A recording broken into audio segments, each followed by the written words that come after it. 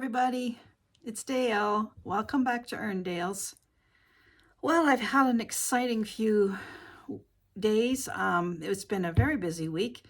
Last week, since my last video, we went to the nearest large city to us last Wednesday, and as if you've been watching me for a while, you know that I've been having some problems with sewing machines. And my main sewing machine was my mother's machine. She was a seamstress and she had a Elna.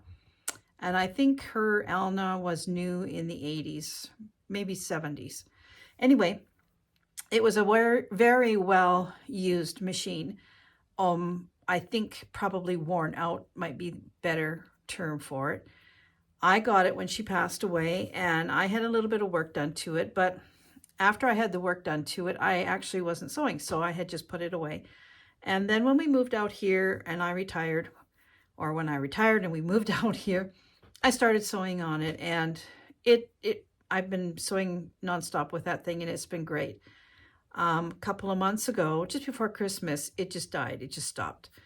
And I'll tell the whole story. I have another video that I told the whole story about my Elna experience. But since Christmas time, I put it away, put it in its case, put it away, and I've been thinking about what I should do with it. I was using another old machine that I had bought just to kind of as a backup, and good thing I had it. And I wasn't happy because both those old machines, I would often get jam ups, and in the bobbin particularly. There was all kinds of issues. I could never sit down and sew for a half an hour without stopping and starting on something, having to fix something, put something back together, take something apart. And this was my sewing experience for years and years. So when we went to this city, I got new glasses. So I had to go and pick up my new glasses, which I should be wearing right now, but I'm not going to put them on. I really don't like wearing glasses. Anyway, I took the Elna along because I had called ahead and I had asked, there was a sewing center there that did repairs. So I called ahead and I said, do you fix Elna SUs? Oh, yes, we fix these. So, okay. So I took it along. And when we got there, there was a couple of gentlemen there. And the one fellow, I showed him the case and he said, oh, yeah, okay. And he said, just put it there and I'll write up an order for you. And he was doing that. And another man came in and he looked at the case and he said, I'm not touching it. And I said, you haven't even looked at it. He says, I'm not touching it. No, I don't want to look at it. Don't even touch it. Well, my heart just sank. I don't know. Like, I was so close to bursting out in tears because I thought, what am I going to do if he says he can't do anything? I was even prepared for that. I was prepared for him to look at it and say, sorry, can't fix it. Then I would have time to think about it. But just when I walked in and all he did was look at the case and say, oh no, I won't touch it. So I kind of left in a huff, took my machine and we left. And we had some shopping to do. So we went to where we were going to shop and there was a Michael's store there. And I needed to get something I think I needed to get DMC thread from there. So we popped in there and I was not thinking about sewing machines other than the Elna. And I was not even, the last thing on my mind was to look for a new machine. And I was walking around that area where the machines were, but there was also where the DMC floss was. So I'm walking around there and I turn around and I see machines and I'm looking at this one in particular. I'm thinking, gee, that looks kind of like a nice machine. Oh, $297. That's not bad. And I had a 30% off coupon as well, as you get every week. Michael's has this and I had saved one on my phone. So I got my husband to pull it off the shelf and I read all the stuff on it. And I thought, at my age, at 66, I did not want to invest in a lot of money on a machine. I don't know how much longer I'm going to be using it. I mean, I hope for a long time, but I don't know this. And so I thought, this might just be fine. So I bought the machine and I got 30% off of it. And I was just so excited. I brought it home, put it up, plugged it in, and I've been sewing for 4 days without stopping. It's just been so much fun. I can't tell you how much fun I'm having. Now I want to sew. Before I had projects that I wanted to do, but the minute I would sit down to the machine, I think, oh, but I have to do them on this thing because I'm going to have to do this, this, this. And so anyway, I've been sewing and I've been having a blast. And what a difference. I've never ever owned a new machine, actually. I've always had hand-me-downs from other people. And this is, I don't know why I didn't do this years ago. I could have bought a better one, but I think this one's going to be fine. I've tried most of the stitches. Everything works fine. Stitches, the lengths, the stitch itself is really nice. So I'm happy. So I thought that I would just come on really briefly and explain the little videos that I've put together. The very opening video, I'm knitting something that's really unusual, and I'm not going to tell you what it is. On my next video, you'll find out what it is. It's something that you would never, ever believe a person would knit, but I have a very good reason for knitting what I'm knitting. Maybe you can figure it out from what you're seeing, but I don't think you will. Let's see if you can. In the meantime, here's my new machine, and here's what I've been doing with it. Talk to you soon. Bye-bye. So here is my brand new machine. It's a Singer Fashion Mate. Has 203 built-in stitches. It's not an expensive machine by any means. I paid $300 for it, but it's going to do what I want it to do for the rest of the time that I'm going to be sewing. And I don't have to feel guilty because at my age I went out and bought something that's thousands of dollars, because in Canada it would be thousands of dollars if I bought the equivalent to what I had within my old Elna. So this is working out just fine for me. I've been sewing ever since I've got it. I've been sewing every day, which is like 3 or 4 days now. I haven't once had to unjam anything. I have not once had to stop in the middle of something and take something apart to unthread it or pull something out that wasn't right. It just seems to be much less frustration on my part. So I'm very happy that I didn't end up getting my old Elna fixed. In the long run, I think this is probably going to make me do more sewing than not. So I thought I would just share my new machine with you.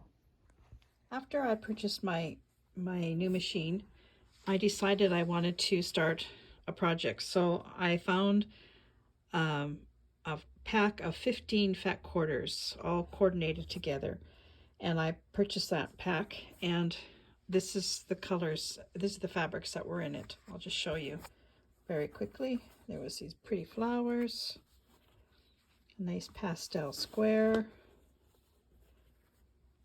stars, bees, dogs, a nice bright check,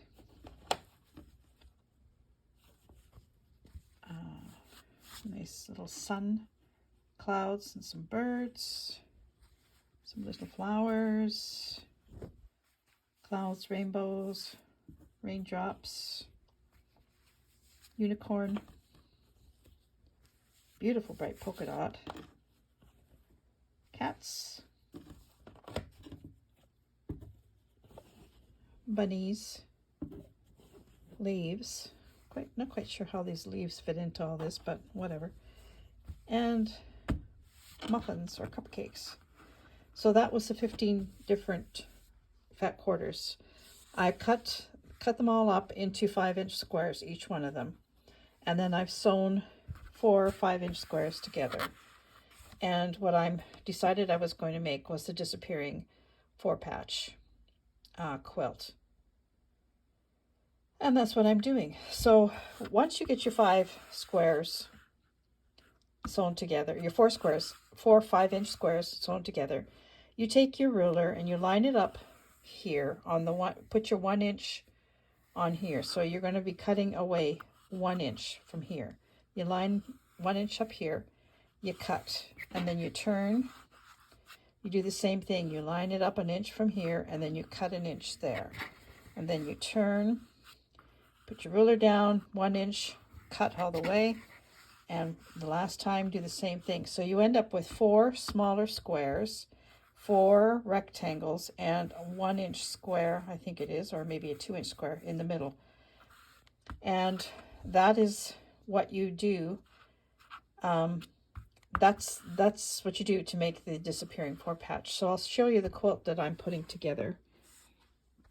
So here is where I am so far with my disappearing 4 patch.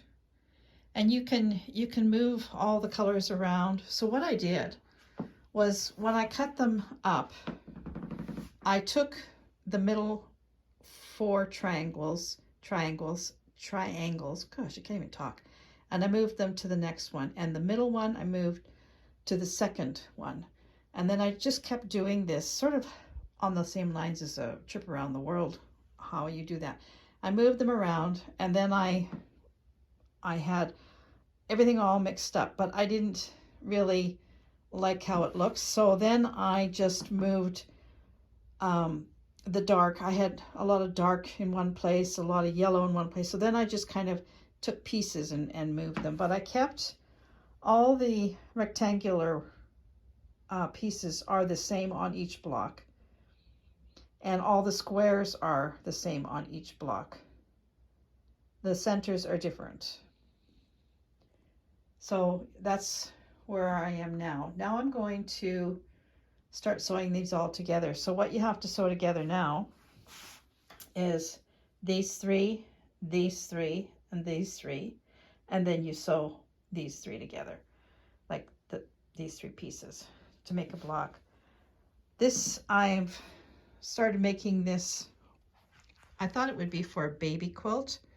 I'll see, it might end up being for more of a child size quilt, like maybe for a single bed or something.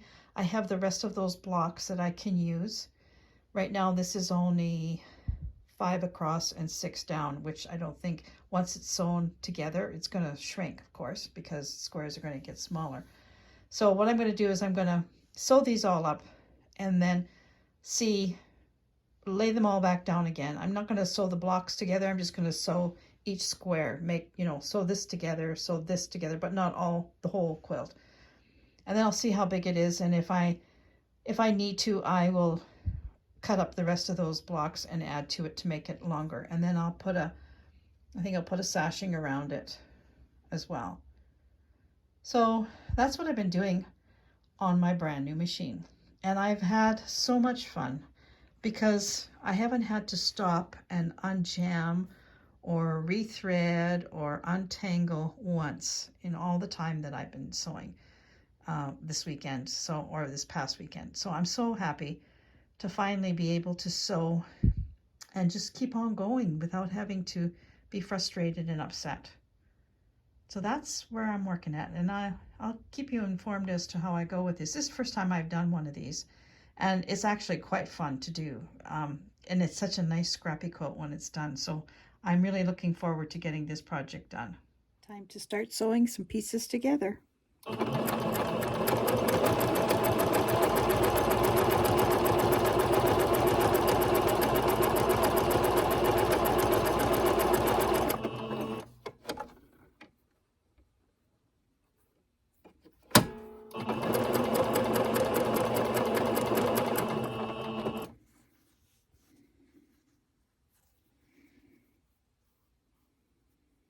I just thought I'd show you. I've sewn the first 5 blocks of the top row. Aren't they adorable? They turned out really, really good. I'm so happy with them. So there's the first one and the second one and the third one, the fourth one, and the 5th one. And I want to show you also, here's the original block before we cut it down. And here's the finished block. Look at how much smaller they are. So I do believe that I will cut up the rest of these ones here and add on to the quilt, because it's going to be probably just the right size if I use the other 15 blocks. So that's turning out really good. I'm very happy with this. Give it a try. It's a really cute block if you're wanting something that's pretty simple but have a nice scrappy look to it at the end. This is a good one. So thanks for watching, everybody. Take care. Talk to you real soon. Bye-bye.